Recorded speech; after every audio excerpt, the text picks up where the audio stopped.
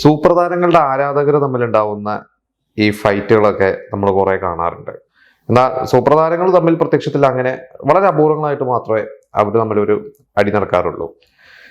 തമിഴ് സിനിമയിൽ എടുക്കുകയാണെങ്കിൽ നമുക്കറിയാം, രജനീകാന്ത് എത്രയോ വർഷമായിട്ട് സൂപ്പർ സ്റ്റാറാണ്. രജനീകാന്തിനെ കുറിച്ച് എല്ലാവർക്കും നല്ലത് മാത്രമേ പറയാറുള്ളൂ. രജനീകാന്തും മറ്റൊരു നടനെ കുറിച്ചൊന്നും അങ്ങനെ മോശം പറയുന്നത് നമ്മൾ കേട്ടിട്ടില്ല. രജനീകാന്ത് ആരോടെങ്കിലും ചൂടാവുന്നത് പോലും വളരെ വളരെ അപൂർവമായിട്ടാണ് നമ്മൾ കണ്ടിട്ടുള്ളൂ.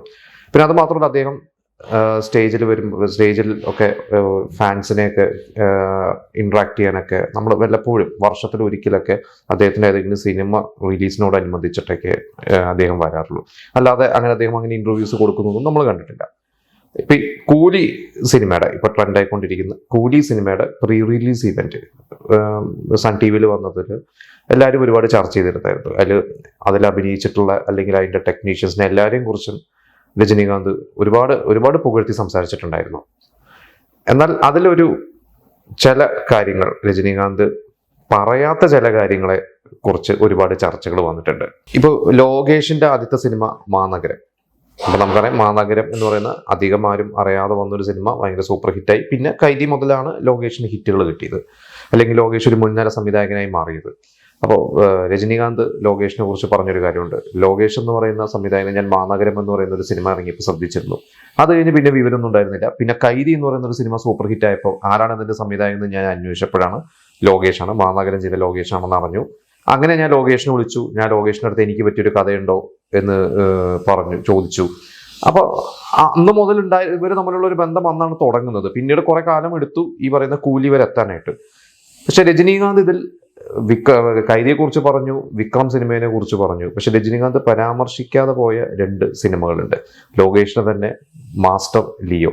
ഈ 2 സിനിമകളെ കുറിച്ചും രജനീകാന്ത് അവിടെ പരാമർശിച്ചില്ല. ഈ 2 സിനിമയിലും നായകനായിട്ട് അഭിനയിച്ചത് നമ്മുടെ ദളപതി വിജയാണ്. അപ്പോ എല്ലാവരും ചർച്ച ചെയ്യുന്നൊരു കാര്യമാണ്, രജനീകാന്ത് വിജയ് തമ്മിൽ എന്തെങ്കിലും പ്രശ്നമുണ്ടോ എന്നുള്ളത്. ഓപ്പണായിട്ട് രജനീകാന്ത് ഒന്നും പറഞ്ഞിട്ടില്ല. പക്ഷെ ഇതിന്റെ ഒരു കാരണം, അല്ലെങ്കിൽ ഇതിന്റെ ചർച്ചയുടെ ഒരു നമ്മൾ കുറച്ച് പിന്നോട്ട് സഞ്ചരിച്ചു കഴിഞ്ഞാൽ, ഒരിക്കൽ രജനീകാന്ത് ജയിലർ സിനിമയുടെ സമയത്ത് ഒരുവിധം രജനീകാന്ത് വിജയ് ഫാൻസുകാർ തമ്മിൽ അങ്ങോട്ടും ഇങ്ങോട്ടും അടിയായതിന്റെ ഒരു കാരണമാണ് കാക്ക കഴുകൻ എന്ന് പറയുന്ന ഒരു കഥ പറഞ്ഞിരുന്നു. ഒരു കാക്കയുടെയും കഴുകന്റെ ഒരുവിധം എല്ലാവർക്കും അറിയുന്നുണ്ടാവും. அந்த காக்கா போயிட்டு அந்த கழுகு போய் கொத்தும். அந்த கழுகு ஒண்ணுக்கு பண்ணாது, அது இன்னும் கொஞ்சம் மேலே പോകും. അപ്പൊ അതില് കഴുകനോളം ഒരിക്കലും പറക്കാൻ അല്ലെങ്കിൽ ഉയരാൻ കാക്കയ്ക്ക് പറ്റില്ല എന്ന് പറഞ്ഞ് ഒരു കഴുകൻ എപ്പോഴും ശാന്തമായിട്ട് ഇങ്ങനെ മുകളിലൂടെ പറക്കും എന്ന് പറഞ്ഞപ്പോൾ, ഇത് കാക്കയെ കഴുകനെ കൊത്താൻ വേണ്ടി ശ്രമിക്കും. പക്ഷെ ഒരിക്കലും കഴുകനോളം ഉയരത്തിൽ പറക്കാൻ ഒരു ലിമിറ്റ് കഴിഞ്ഞാൽ പറ്റില്ല എന്നൊക്കെയായിരുന്നു രജനീകാന്ത് അന്ന് പറഞ്ഞിരുന്നത്. അന്നത് ഫാൻസുകാരൊക്കെ പറഞ്ഞത് ഈ കാക്കയായിട്ട് ഉദ്ദേശിച്ചത് വിജയ് ആയിരുന്നു എന്നാണ്. പിന്നീട് ലിയോന്റെ സമയം എത്തിയപ്പോൾ, ലിയോന്റെ ഒരു പ്രീ റിലീസ് ഇവന്റ് സമയത്ത് വിജയ് ഒരിക്കൽ ഒരു കഥ പറഞ്ഞിട്ട്, ഒരു കാട്ടില് സിംഹമുണ്ട്, ഇതുണ്ട്, കാക്ക കഴുകൻ എന്നൊക്കെ പറഞ്ഞ് ഫാൻസുകാരൊക്കെ ഭയങ്കര കയ്യടിയായിരുന്നു. உலக நாயகன் அப்படின்னா அது ஒருத்தர் தான், சூப்பர் ஸ்டார்னா அது ஒருத்தர் தான். இந்த காக்கா கழுகு நம்மளால எதை ஈஸியா ஜெயிக்க முடியுமோ அதை ஜெயிக்கிறது வெற்றி இல்லை நண்பா. പക്ഷെ അത് ഈ രജനീകാന്ത് പറഞ്ഞതിന് ഒരു മറുപടി എന്ന രീതിയിലാണോ വിജയ് പറഞ്ഞതെന്നൊക്കെ പലതരം ചർച്ച. രണ്ടുപേരും ഓപ്പൺ ആയിട്ട് അങ്ങോട്ടും ഇങ്ങോട്ടും രണ്ടുപേരുടെയും പേര് പറഞ്ഞിട്ടില്ല. പക്ഷെ ഇതിനു ശേഷം വിജയ് ഇതിനൊരു മറുപടി കൊടുത്ത ശേഷം രജനീകാന്ത് അന്ന് ഉദ്ദേശിച്ചത് വിജയിനെയാണെന്നും വിജയ് അതിനൊരു മറുപടി കൊടുത്താവുന്ന രീതിയിലൊക്കെ ഫാൻസുകാർ തമ്മിലും പല ചർച്ചകളൊക്കെ നടന്നു. പക്ഷെ പിന്നീട് ഇതൊക്കെ കഴിഞ്ഞ് ലാൽ സലാം എന്ന് പറയുന്ന സിനിമയുടെ ഒരു ഇവന്റിന് വന്നപ്പോൾ രജനീകാന്ത്, ആ ഇവന്റ് തന്നെയാണ് ഓർമ്മ, രജനീകാന്ത് ഇങ്ങനെ പറഞ്ഞു ഞാനിങ്ങനെ ചെറിയൊരു ചർച്ചകളും മറ്റ് ഗോസിപ്സ് ഒക്കെ ഞാൻ കേൾക്കുന്നുണ്ട്. ജയിലർ ഫംഗ്ഷനിൽ വന്നിട്ട് அந்த காக்கா கழுகு அது வேற மாதிரி வந்துட்டு இவர் இதாயிட்டு அது என்னமோ விஜய் சொன்ன மாதிரி. എന്നിട്ട് പറഞ്ഞു, വിജയ് എന്ന് പറയുന്ന നടനെ എനിക്ക് വളരെ ചെറുപ്പം മുതൽ അറിയാം. വിജയുടെ അച്ഛൻ എച്ച് എസ് ചന്ദ്രശേഖർ സാറിന്റെ സിനിമയിലൊക്കെ ഞാൻ അഭിനയിച്ചിട്ടുള്ളതാണ്. ഇപ്പൊ ഞാൻ എൻ്റെ 80കളിൽ ഒരിക്കൽ ഒരു സിനിമയിൽ അഭിനയിക്കുമ്പോൾ അന്ന് ചന്ദ്രശേഖറിന്റെ കൂടെ 10-12 വയസ്സുള്ള ഒരു പയ്യനായി വിജയൻ. അന്ന് വിജയ് ബാലതാരമായിട്ട് അഭിനയിച്ച് തുടങ്ങുന്നു. അപ്പോൾ വിജയനെ ഞാൻ അനുഗ്രഹിച്ചാണ്. എനിക്ക് ഒരു വളരെ ജെന്യൂൻ ആയിട്ടാണ് രജനീകാന്ത് പറഞ്ഞത്, എനിക്ക് വിജയായിട്ട് ഒരു പ്രശ്നമില്ല എന്നാണ് പറഞ്ഞത്. അന്ന് പിന്നെ ആ വിവാദം അവിടെ നിന്നു. പിന്നീട് ആ വിവാദം ഒന്നും അങ്ങനെ മുന്നോട്ട് പോയില്ല. വിജയ് என் கண்ணுக்கு முன்னாலே வளர்ந்த பையன், அதுக்கப்புறம் விஜய் ஆக்ட் ஆகி படிப்படியா அவருடைய அந்த டிசிப்ளின், அந்த திறமை, அந்த உழைப்பால இப்போ ஏதோ ஒரு இடத்துல இருக்காங்க. പക്ഷെ വർഷങ്ങൾ കഴിഞ്ഞ് 2 വർഷമൊക്കെ കഴിഞ്ഞപ്പോൾ ഇപ്പോൾ വീണ്ടും ഈ ഒരു ഇതിലേക്ക് വന്നു കഴിഞ്ഞപ്പോൾ രജനീകാന്ത് വിജയിനെ കുറിച്ച് എവിടെയും പരാമർശിച്ചില്ല. അതായത് വിജയിനെ കുറിച്ച് പരാമർശിച്ചില്ല എന്ന് പറഞ്ഞാൽ ലോകേഷ് വിജയിനെ വെച്ച് ചെയ്ത 2 സിനിമകളെയും കുറിച്ച് പരാമർശിച്ചില്ല. എനിക്ക് തോന്നുന്നു രജനീകാന്ത് മാത്രമല്ല ആരും ആ ഒരു ഇവന്റിൽ അങ്ങനെ പരാമർശിച്ചിട്ടില്ല മാസ്റ്ററിനെയോ അല്ലെങ്കിൽ ലിയോനെയോ കുറിച്ച്. വിക്രമിനെ കുറിച്ചും കമൽഹാസനെ കുറിച്ചും ഈവൻ അജിത്തിനെ കുറിച്ച് വരെ രജനീകാന്ത് പറഞ്ഞിട്ടുണ്ടായിരുന്നു.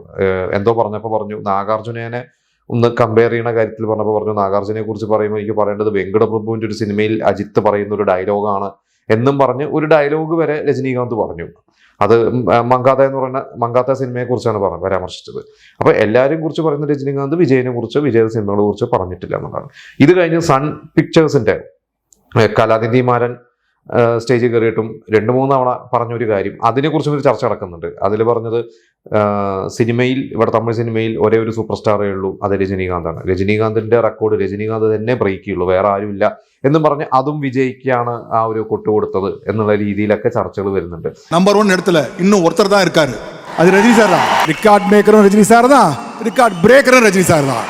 എന്തായാലും ഇത് രജനീകാന്ത് മനഃപൂർവ്വം പരാമർശിക്കാതിരുന്നതാണോ അതോ ഇനി മറ്റെന്തെങ്കിലും കാരണങ്ങൾ കൊണ്ട്, അതായത് പല രീതിയിലാണ് ചർച്ചകൾ പറഞ്ഞത്. ഒന്ന് രജനി ഫാൻസിന് വേണ്ടി രജനീകാന്ത് മനഃപൂർവ്വം വിജയുടെ പേര് പറയാതിരുന്നു, അല്ലെങ്കിൽ ഇപ്പോൾ നമുക്കറിയാം Sun Pictures, Sun TV, DMK ആ ഗ്രൂപ്പും വിജയ് ഇപ്പോൾ രാഷ്ട്രീയത്തിലോട്ട് ഇറങ്ങിയപ്പോൾ വിജയ് എതിർ പാർട്ടിയാണ്. ഇപ്പൊ രണ്ടുപേരും, അതായത് DMK ആയാലും വിജയും തമ്മിൽ, വിജയ് ഇതിന് മുമ്പത്തെ നമ്മുടെ ലിയോന്റെ സമയത്ത് തന്നെയാണോ തോന്നുന്നു, ലിയോ ആണോ ഗോട്ടിന്റെ ആണോ ഏതോ ഒരു സമയത്ത് തന്നെ അതിനുശേഷമാണ് എനിക്ക് തോന്നുന്നു പാർട്ടി റിലേറ്റഡ് ആയിട്ട് രാഷ്ട്രീയപരമായിട്ടുള്ള എന്തോ ഒരു ഇവന്റിനൊക്കെ ഉദയനിധി സ്റ്റാലിനെ കുറിച്ചൊക്കെ അല്ലെങ്കിൽ സ്റ്റാലിനെ കുറിച്ച് നരേന്ദ്രമോദിയെ കുറിച്ച്, അതായത് എതിർ പാർട്ടിയിലുള്ള നേതാക്കന്മാരെ കുറിച്ചൊക്കെ വിജയ് ഒരുപാട് പരാമർശിക്കുന്നുണ്ട്.